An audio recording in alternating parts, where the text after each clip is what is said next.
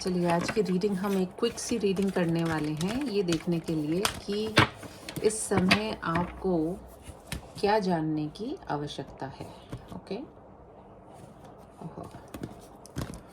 Alright.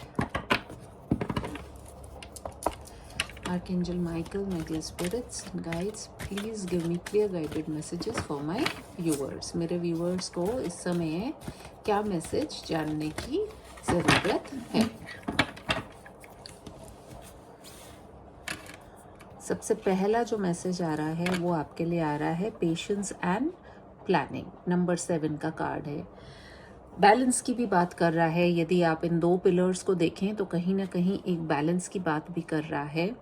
कहीं ना कहीं जीवन में जो है आपको पेशेंस रखनी पड़ेगी और प्लानिंग करनी पड़ेगी।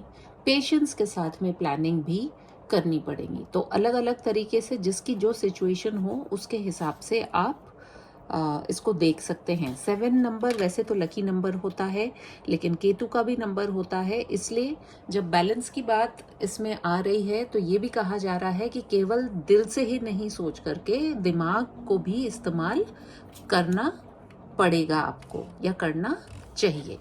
सेकेंड नंबर का जो कार्ड है वो है लव बिगिंस। आप में से बहुत सारे लोगों के लिए अगर आपके लव के एरिया में एक प्रॉब्लम क्रिएट हुई हुई थी तो कहीं ना कहीं आपको इस समय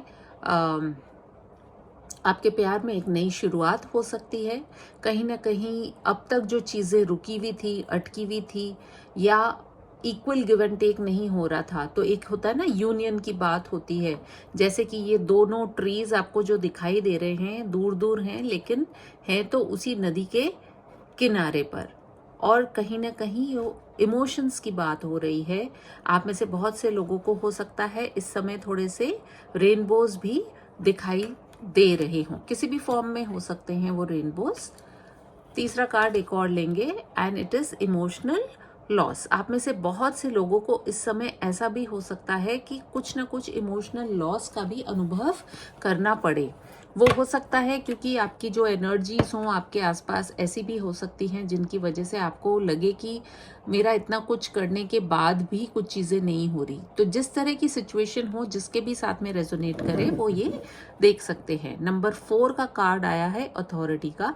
कहीं ना कहीं ये इमोशनल लॉस शायद आपको इसलिए भी महसूस हो क्योंकि जिनसे आप डील कर रहे हैं, मे बी आपके वर्क लाइफ में, मे बी आपके पर्सनल लाइफ में, वो आपको उस तरह से रिएक्शन नहीं दे रहे हैं या एक्शन नहीं दे रहे हैं, या आपकी बातों को वो समझने की कोशिश नहीं कर रहे हैं।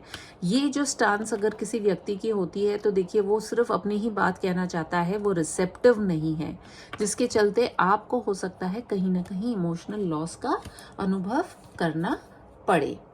देखते हैं भगवान श्री कृष्ण की आपके लिए इस समय क्या गाइडेंस है। तो देख लेते हैं भगवान श्री कृष्ण आपको इस समय क्या कहना चाह रहे हैं। We have divine blessings.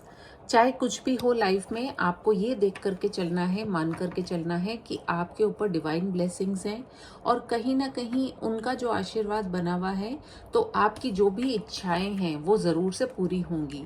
जिस भी कार्य के लिए आप प्लानिंग कर रहे हैं, पेशेंटली प्लानिंग कर रहे हैं, वेट कर रहे हैं, धैर्य रखा हुआ है, वो कार्य ज़रूर शीघ्र पूरे होंगे।